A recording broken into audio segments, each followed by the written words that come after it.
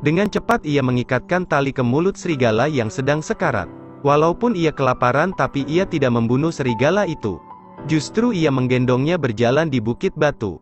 Ia membawanya ke sebuah gua di pegunungan. Hari berikutnya dia baru saja bangun. Tali di mulut serigala itu lepas. Ia menunjukkan giginya yang tajam pada Hai. Hai perlahan mendekatinya sambil membawa mangkuk berisi air. Ia berbicara pada serigala itu dengan bahasa manusia. Ia mengatakan tak akan menyakitinya. Serigala itu akhirnya tenang dan meminum air yang diberi Hai. Hai terduduk dan memperhatikan serigala itu dengan senyuman. Ia bak malaikat penolong. Pemimpin suku primitif berusia ratusan tahun menghentikan langkahnya. Ia menemukan kotoran hewan yak di tanah. Ia mengoleskan kotoran itu ke wajahnya. Jauh dari target perburuan mereka, terlihat kawanan yak lebih dari 100 ekor. Mereka sangat serius. Ketika seekor semut merangkak naik ke tangannya, ia memakannya. Pemimpin suku bergegas memerintah pasukannya untuk menyerang. Ini adalah pertarungan yang dahsyat. Menghadapi sekawanan yak bertubuh raksasa tak membuat mereka takut. Tombak panjang di tangan pasukan primitif itu dilemparkan ke arah kawanan yak. Kawanan yak itu memutar arah bergegas menuju tembok gunung. Mereka mulai melarikan diri ke segala arah. Namun ada seekor yak yang langsung berbalik untuk menyerang manusia. Ia menyerang anak kecil yang ternyata adalah Hai, anak pemimpin suku. Melihat putranya diserang, ia berteriak sambil melemparkan tombak di tangannya. Tombak itu tepat sasaran. Namun putranya terpelanting jatuh ke dasar jurang. Semua orang berlari menuju tepi jurang. Pada saat dilihat ternyata putranya masih berpegangan pada batu. Tapi jarak menggapai putranya lebih dari 10 meter dari tepi jurang. Tiba-tiba batu tempat ia berpegangan runtuh. Ayahnya hanya bisa berteriak menyaksikan putranya jatuh dari tebing dan berkali-kali menabrak dinding. Beruntung Hai terjatuh di atas tembing sempit. Melihat hal itu ayahnya ingin melompat turun untuk menyelamatkan putranya. Namun anggota suku berusaha menariknya. Mereka bilang Hai telah mati. Anggota suku meyakinkan bahwa pemimpin harus tetap hidup demi anggotanya. Orang-orang suku pergi ke bawah tebing. Mereka melihat bangkai yak di mana-mana. Mereka memutuskan untuk tinggal di Tibet sampai musim dingin. Semua orang itu makan malam dengan tenang. Pemimpin suku terus memanggil putranya dari atas tebing sepanjang malam. Tapi ia tidak mendapatkan apapun. Keesokan harinya Yaido memimpin doa pengorbanan paling khusyuk untuk putranya yang telah mati. Kawannya selalu menguatkan. Pada saat itu burung pemakan bangkai hinggap di atas mayat Hai. Paruhnya yang tajam mematuk bibir Hai. Tak disangka mata Hai terbelalak. Ia masih hidup. Ia bangun dan mendorong burung itu hingga jatuh.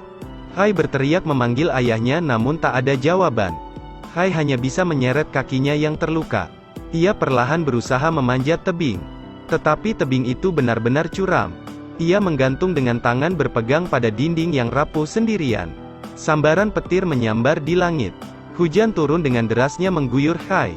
Pemandangan di bawah tebing begitu menakutkan. Batu yang terkena hujan menjadi licin. Hai mulai kehilangan kekuatan. Ia tak tahan dengan luka yang dirasakannya. Saat ini, hujan semakin deras. Ia tak bisa bertahan lebih lama lagi. Akhirnya membuat keputusan yang berani. Ia melepaskan pegangannya dan terjatuh ke dasar jurang berair.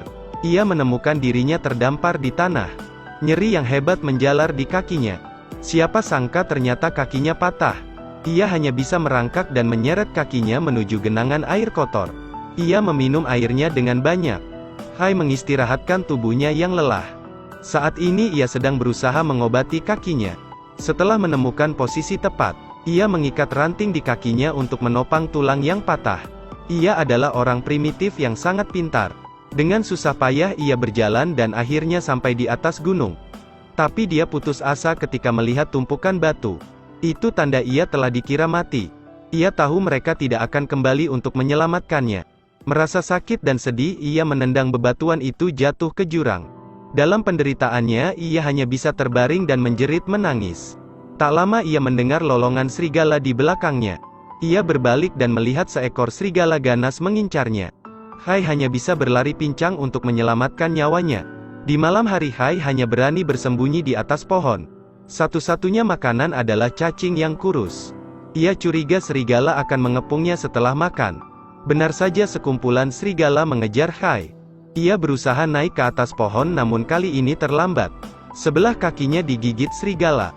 Namun dengan cepat ia mengeluarkan belati untuk menikam serigala dan ia berhasil naik ke pohon. Serigala menunggunya sepanjang malam di bawah pohon. Dia tertidur dengan segala kelelahannya. Keesokan harinya ia menggunakan tongkat kayu untuk membuat sebuah tombak. Perlahan ia mendekati seekor serigala untuk menikamnya. Tapi ketika membuka matanya serigala itu mengeluarkan suara isak tangis. Ia mengurungkan niatnya. Ia bawa serigala itu ke sungai dan membersihkan lukanya. Malam berikutnya Hai dan serigala beristirahat di gua. Keesokan harinya saat Hai terbangun, ia melihat serigala menatapnya lemah. Ia keluar gua untuk mencari ramuan obat untuk kakinya. Tapi saat ia mengobati lukanya, serigala telah melepaskan ikatan di moncongnya. Ia memamerkan taringnya yang tajam ke arah Hai. Hai mengambil semangkuk air dan perlahan mendekatinya. Ia berbicara kepada serigala dengan bahasa manusia.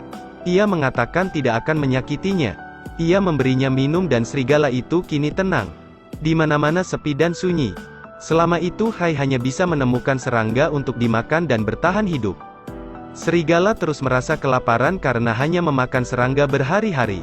Hari ini Hai memutuskan untuk berburu kelinci. Serigala yang mencium bau daging itu segera berlari menuju Hai. Namun ia diusir Hai dan tidak diberi bagian sedikit pun. Tanpa rasa jijik Hai merobek daging mentah segar dan dimakannya dengan lahap. Ia menggesek-gesek sebilah kayu dan terciptalah api. Ia terus makan dengan lahap sementara serigala menatapnya kelaparan. Akhirnya ia melemparkan sedikit potongan daging untuk serigala. Hai berusaha menjangkau untuk membelai serigala. Namun serigala tetap bersikap ganas dan tidak mau mendekat. Hai dan serigala hanya saling menatap langit malam. Hai tiba-tiba merasa sedikit rindu rumah. Dia bercerita dan menangis pada serigala. Serigala hanya balas menatapnya. Pagi harinya ia memutuskan dan bersiap melanjutkan perjalanan. Tiba-tiba serigala menggigit syal Hai. Ia berusaha melepaskannya kemudian pergi.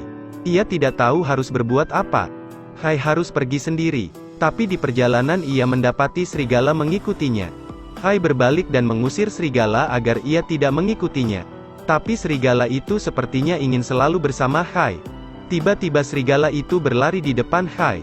Ia tidak mengerti jadi ia mengikuti serigala itu. Di kaki gunung mereka melihat seekor hewan liar. Serigala bergegas menghampiri hewan liar itu. Ketika hewan liar itu diserang serigala mereka berlari dan menabrak Hai hingga terjatuh. Hai ketakutan. Serigala menatapnya dengan mata penuh kebencian. Hai mengatakan sepertinya ia mulai mengerti. Ia telah meragukan serigala itu. Ternyata serigala itu hanya ingin bersama dan menjaga Hai. Hari mulai gelap mereka melanjutkan perjalanan. Di tengah hutan Hai bersiul dan serigala mendengarnya. Ia buru-buru menghampiri Hai. Entah apa yang sedang dipikirkannya. Ia merasa baru kali ini dalam sejarah ia bersahabat baik dengan seekor serigala liar. Ia kemudian memberi nama serigala itu Boni. Hai akhirnya berteman dengan Boni. Ia bertanggung jawab menjaga dan memberi makan Boni. Pada siang hari mereka bermain. Seperti sedang tak ada beban. Begitulah mereka sekarang menjalani hidup bersama. Saat malam hari mereka makan hasil buruan dan tidur bersama. Saat pagi hari Boni selalu membangunkan Hai. Boni menemani Hai berenang di sungai. Mereka saling berlarian di tepi. Boni pun ikut berenang. Boni melihat ikan segar yang berenang ke sana kemari di hadapannya. Dengan sigap ia mendapatkan satu ikan. Sejak saat itu Hai dan Boni saling menjaga. Musim dingin datang lebih cepat. Salju putih menutupi seluruh pegunungan. Dia bisa bekerja sama dengan baik dengan Boni untuk berburu. Dalam kegelapan malam terlihat bayangan seekor serigala yang menakutkan. Hai bersiaga khawatir mereka akan diserang. Serigala itu perlahan mendekati mereka. Hai sangat tegang namun Boni menghampirinya. Kedua serigala itu bertemu dan terdiam sesaat kemudian saling memeluk. Ternyata itu ibunya Boni. Hai harus melepas Boni. Setiap malam ia terus mengingatnya. Hari ini ia menerjang badai sendirian. Tanpa sengaja ia atuh ke danau es dan tenggelam. Tiba-tiba muncul Boni dan ia melompat untuk menyelamatkan Hai. Tapi tak berhasil. Dengan belatinya ia berusaha memecahkan es dan keluar dari sana. Hai menggigil kedinginan. Ia membuat api dan melepaskan semua pakaiannya kemudian tidur memeluk Boni. Angin dan salju semakin kencang. Mereka tidak bisa melanjutkan perjalanan. Tak jauh dari sana mereka melihat seseorang duduk di pinggir gubuk. Dengan semangat ia berlari menghampiri untuk meminta bantuan. Tapi orang itu tetap duduk dan menunduk. Wajahnya telah dipenuhi oleh salju. Orang ini mati karena kedinginan. Sepertinya berhari-hari juga ia tak menemukan makanan. Hai semakin marah. Ia mengambil alat yang ia temukan di gubuk itu dan pergi melanjutkan perjalanan. Belum lama berjalan mereka telah diincar segerombol hina yang agresif. Namun mereka tak terkalahkan. Hai membawa Bonnie bersembunyi di gua gunung. Mereka membentang menatap lurus ke pintu masuk gua. Gerombolan hina itu tidak mampu menemukan mereka. Lepas dari hina mereka disambut bahaya yang lebih besar. Yang mendekat secara diam-diam. Dari kedalaman gua seekor binatang perlahan keluar. Tidak ada yang lebih ganas dari binatang prasejarah ini. Ia mengerahkan seluruh kekuatannya untuk menyerang Hai saat itu. Bonnie dengan cepat menyerang hewan buas itu. Mereka berkelahi dengan ganas. Meskipun bukan lawan yang sebanding, Bonnie tetap melawan untuk melindungi Hai. Pada saat genting Hai memberanikan diri menombak hewan buas itu. Tepat sasaran hewan buas itu jatuh dan kalah. Mereka merangkak pergi keluar dari gua. Namun Bonnie dengan penuh luka belum bisa melangkah jauh. Akhirnya ia terjatuh ketika masih di dalam gua. Hai menggunakan daging hewan buas tadi untuk memberi Bonnie makan. Bonnie berbaring di sampingnya. Hai mengobati lukanya. Situasi semakin sulit. Tapi jika mereka ingin tetap hidup mereka harus terus melanjutkan perjalanan. Hai terus berjalan di depan Bonnie. Mereka terus berjalan di tengah badai salju yang semakin kuat. Sore hari mereka beristirahat di bawah langit yang tertutup salju. Badai salju yang semakin parah membuat Bonnie akhirnya tertinggal. Keadaannya sudah sangat lemah. Akhirnya ia terjatuh. Lukanya terlalu parah sehingga tak bisa lagi melanjutkan perjalanan. Dengan lembut Hai membelainya dan berharap ia bisa bertahan. Hai menggendongnya. Di perjalanan Hai terjatuh dan tertidur. Dalam mimpinya ia teringat ayahnya yang memujinya di hadapan ibunya. Bahwa ia adalah wanita yang sangat kuat. Karena hal itu Hai tiba-tiba membuka matanya dan memeluk Bonnie. Kemudian melanjutkan perjalanan. Mimpi tadi memberinya motivasi dan semangat hidup. Pada akhirnya dia melihat dengan sukunya. Hatinya merasa sangat bahagia. Orang-orang di sana sangat terkejut. Hai mengulurkan tangannya. Sang ayah tak percaya ia langsung memeluk dan membelainya. Sang ibu berlari menghampirinya dan menangis. Tak ada yang menyangka Hai masih hidup. Di tengah kebahagiaannya, Hai menunjuk Bonnie yang sekarat. Seolah meminta mereka merawatnya. Saat bangun yang pertama kali ia cari adalah Bonnie. Ia berbaring di sebelahnya. Seorang tabib perempuan mengelus perutnya. Ia merasakan ada sesuatu. Beberapa saat kemudian ia mengambil seekor bayi serigala kecil di bawah Bonnie. Ternyata selama ini Bonnie sedang mengandung. Hai kemudian memeluk Bonnie. Seiring berjalan waktu anak-anak serigala itu tumbuh besar. Mereka tumbuh di bawah asuhan suku Kurobu dan menjadi teman Hai. Tidak lama setelah itu setiap laki-laki dalam suku yang pergi berburu. Mereka semua memiliki satu serigala. Mereka menjadi suku terkuat di zaman itu. Bertahun-tahun kemudian serigala menjadi hewan terhormat di suku itu. Lahirlah kepercayaan antara manusia dan hewan. Dengan penuh kasih dan tulus. Cerita pun berakhir. Terus ikuti Edelweiss Review untuk mendapatkan update cuplikan film berikutnya.